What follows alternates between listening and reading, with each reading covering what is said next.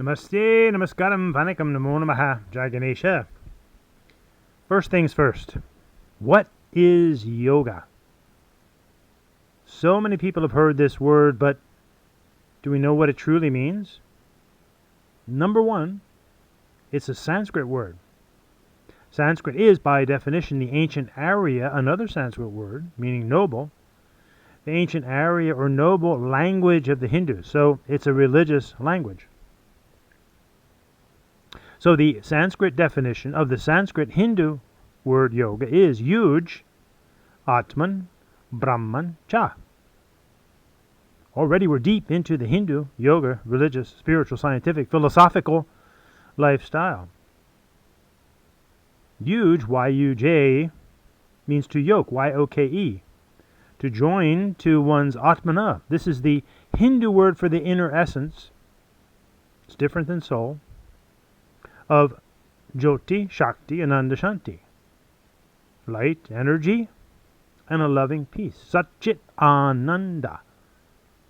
Brahman is a greater source of this essentially love, light, and energy. It is not God. It is a neuter term for the greater forces of Satchit Ananda, of which we are an individual source, which Hindus call the Jiv Atma. This is the essence of Hinduism. In other words, no yoga, really no Hinduism. No Hinduism, no yoga. Both ways. No and no. Now, in order to achieve this, what Hindus call Atmadarshana, perceiving, experiencing their inner essence, this becomes the Hindu lifestyle of the various yogas. So the prefix is all important. And they're in order. Karma Yoga, Hindu ethics. Bhakti Yoga, Hindu devotions.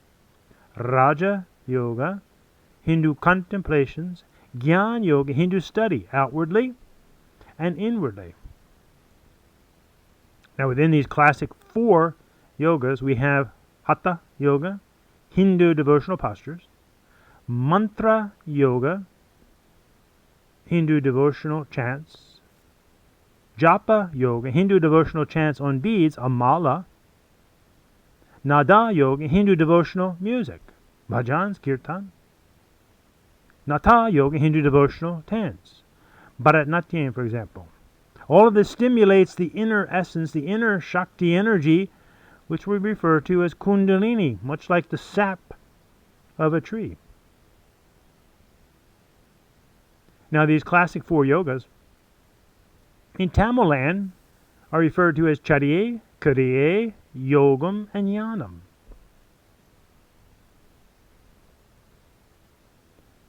Now, in the Vedas, the rishis had a succinct system. They used the word kanda, meaning root, which is analogous to yoga, to yoke, to join together. The roots are what hold a tree together, for example. So we had karma kanda and jnana kanda, we know. But the one in the middle was upasana kanda. Brilliant. Upasana literally means in English worshipful meditation. There we have bhakti and raja.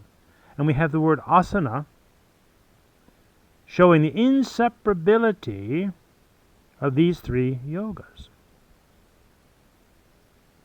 Now, of all these classic Hindu yogas, the rishis, the wise sages of Hinduism, said, one of them you should keep secret or not put it on display, and guess what? That's the very one that is on display today under the guise of simply the misuse of the word yoga. And that's Hatha Yoga. Why?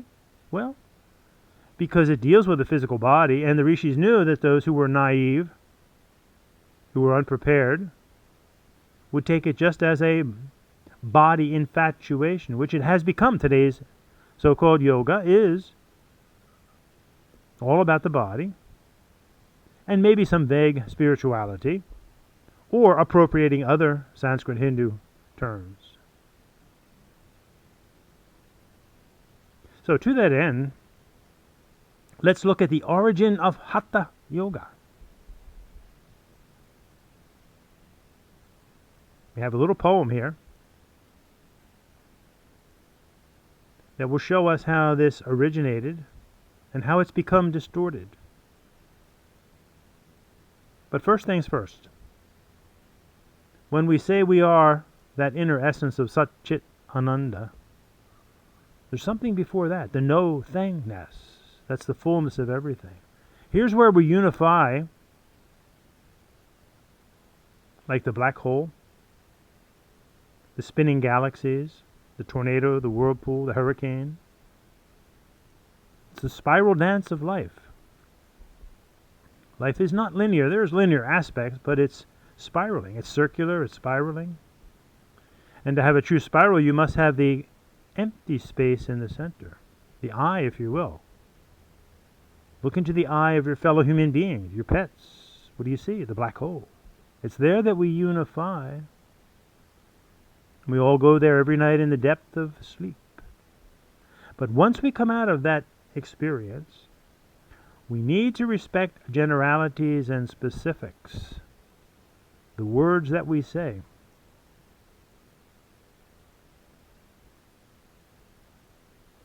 You know, if we examine the universe itself, it is said that the quote-unquote known universe, 95% of it is unknown. So too the oceans, we've only explored about 10%. We are surrounded by the no thingness, not nothing. So when people say, how does something come from nothing? Because nothing doesn't exist. There's always something. It becomes more and more subtle.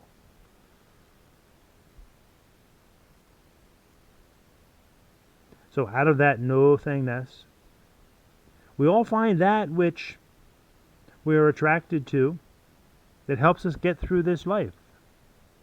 The many religions of the world are examples of that. You may be in one, you may be in one that you don't fully feel compatible with. You can always change. But we need to respect the specifics and what they believe. There's a lot of generalities, which brings a sense of unity, but we have to respect the specifics. When it comes to yoga, this is specifically all about the Hindu dharma, Hindu religion, Hinduism, and its offshoots in relative degrees, obviously, Buddhism, Jain, and Sikh. So in these classic yogas, let's look at Hatha Yoga. What's the meaning of Hatha Yoga? It's a reference to Hari Hara, or Vishnu and Shiva, and the sun and the moon, respectively. Hatha Yoga asanas are devotional postures to the elements, to various aspects of nature, the mountain, for example, tree pose, and to various creatures, like the snake, Bhujangasana, and to Hindu deities, not to any other deities, of course, because it's Hindu. To the various Hindu devas and devis, male and female. So let's go way back, and even this very day, you too can understand the essence of Hatha Yoga. The rishis once watched the quiet world, not with hurried eyes, but listening hearts. The mountain stood unmoving in the dawn, and in their sadhana rose Tadasana. A tree bent gently to the passing wind, roots deep, branches open to the sky, and so they stood on one foot beneath the sun, and in their sadhana came Vrikshasana. A cobra lifted from the forest floor. Awake, aware, a line of living grace. The spine remembered what the eyes had seen, and in their sadhana rose Bhujangasana. And while they sat in their forest home, they bowed to Ganesha and chanted Pranava Om. And they knew true prosperity. And they focused on Ma Lakshmi. Mushika Vahana Modaka Hasta Chamara Karana Vilamita Sutra Vamana Rupa Maheshvara Putra Vigna Vinayaka Pada Namaskar. Mahaganapati is the first deity all Hindus beseech. Also analogous to the first chakra, the earth element, memory, never forgetting who we are. And then we move up into the heart. And they emulated the youthful loving warriors, Krishna and Skanda. And they effortlessly moved into Croucha Asana. And then inspired by Hanumanji, they stretched out their legs as a reminder of his sadhana, his 2 great leaps. And they settled into Hanuman Asana. So in the Hindu Yoga Dharma, we have basically 3 sampradayas or sects, Saiva, Vaishnava, Shakta.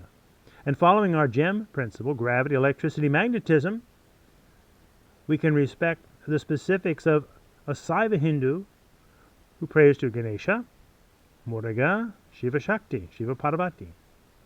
A Vaishnava Hindu, Ganesha, Krishna, Vishnu Lakshmi. Or Ganesha Hanuman, Sitaram.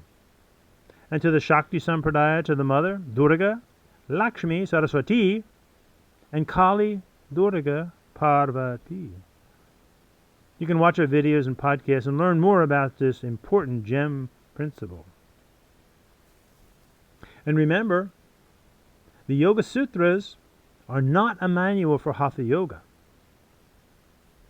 They were written by the Saiva Hindu Guru Patanjali, whose guru was Tirunandi, and his guru brother was Tirumular, who wrote the famous Tirumantram, which was solely a great treatise to Mahadev Shiva. Like the Gita is to Krishna, the Tirumantram is to Shiva. And Hindus understand the concept of Ishta Devata. You have your chosen deity, like a spouse, for example.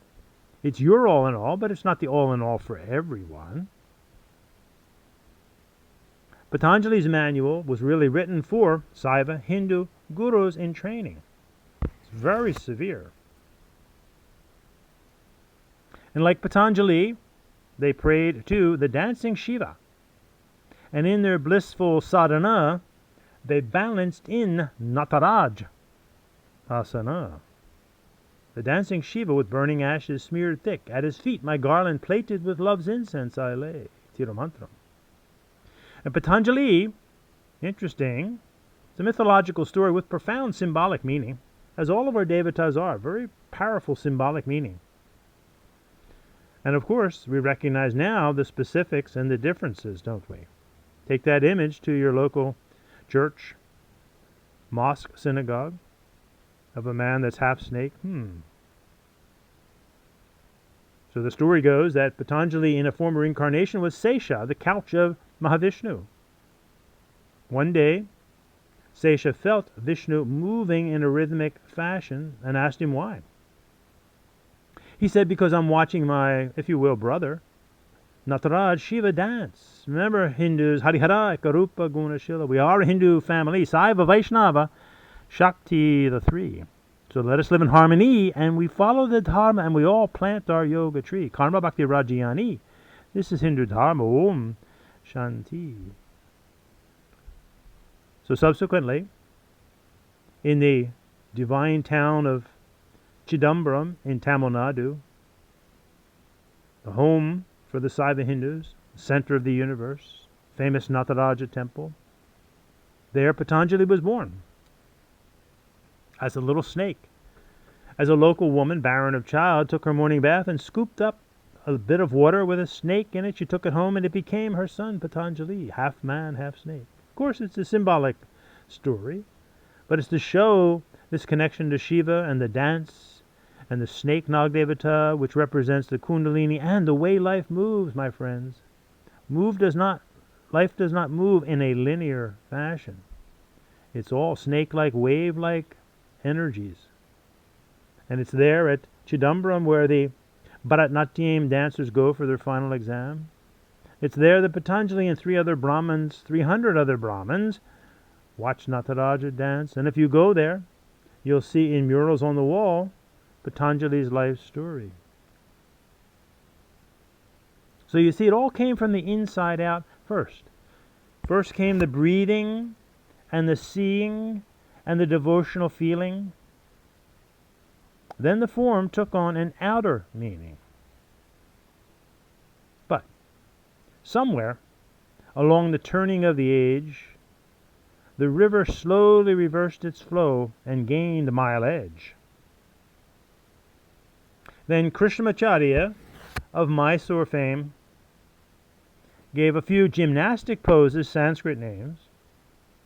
Then Indra Devi, Iyengar, and the rest brought physical yoga to the West. Then along came Bikram, Yogi Desai, and several Swamis to fool the naive and make lots of money. The Westerners thought it was cool, and certainly Hindu it was not. But this distorted and stolen yoga was really hot. Then numerous monetary and sexual scandals took place, and then were quickly forgotten. What a disgrace. Now, pose came first, then picture, personality, then price tag, photograph, and consumer mentality. And this became the modern asana, studios filled with miros and pseudo tapas. And then 200-hour certified yogis replaced the lifetime wisdom and commitments of the Hindu rishis. Now the marketplace hums with celebrity brands and yoga pants that cost more than many make with humble hands. Once freely whispered in Hindu lands from the Himalayas to the southern sands. Ancient wisdom on exhibit and sold. What would the yogis say of old? What would Svatmarama say? He'd say, keep it secret, do not display.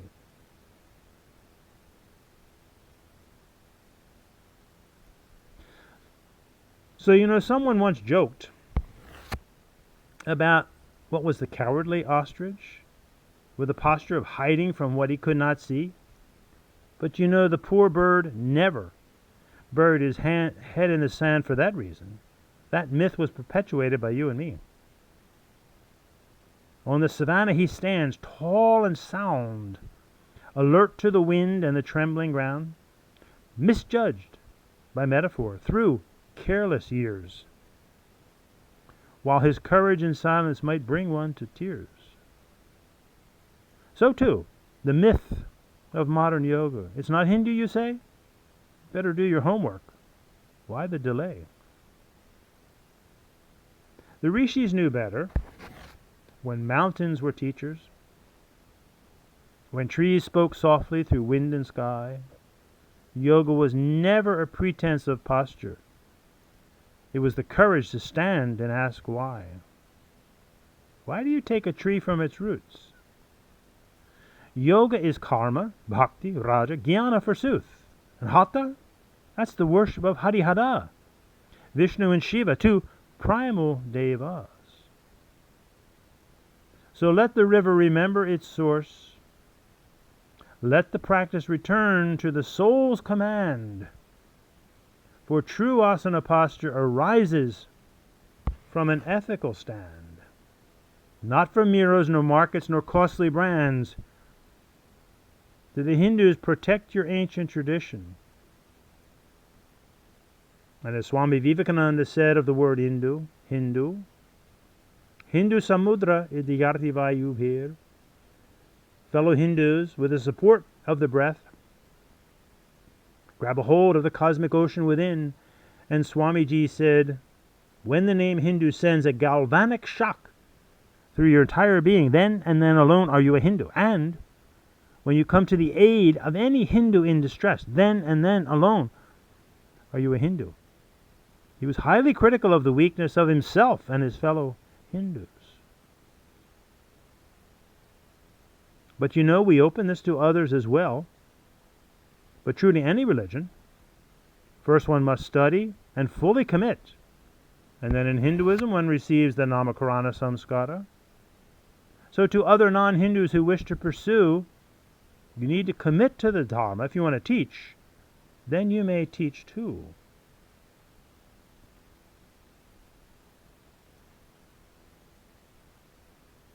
So Hindus recognize that we are the Atmana, and we follow the lifestyle of Karma Yoga, Bhakti Raja, Jnana, Hatha Mantra Japa, Nara Nata Kundalini. We daily tap into the Atmana of Satchit Ananda, love, light, and energy. Om, this are we with emotions, mind, and body. We beseech thee, symbolism and perhaps in interconnection with the Devatas. And then we send out this love, light, and energy, if you will, to others, and we wish them well. Sarvesham swasthir bhavatu. We wish them peace. Sarvesham shantir bhavatu. And we wish them to have a full life and a tranquil life. Sarvesham purnam bhavatu. Sarvesham mangalam bhavatu. And we also pray for those, and more importantly, hands-on if we can, help those that are sick and suffering and educate them as well. Sarve bhavantu sukhinaha, sarve santu niramayaha, sarve bhadrani pashyantu makashti dukkha bhagvavetum. And we all need to go from untruth to truth, just as relevant today as it was thousands of years ago in Brihadaranyaka Upanishad. Asatoma sadgamaya. Humbly admit our ignorance in many areas of life, certainly when it comes to yoga, and moving towards a more enlightened state of being. Tamasoma jyotir gamaya. Tapping into that inner nectar within. Mrityorma amritam gamaya. Seeking peace, but it must be a peace of strength and a peace of justice. Om Shanti, Shanti, Shanti.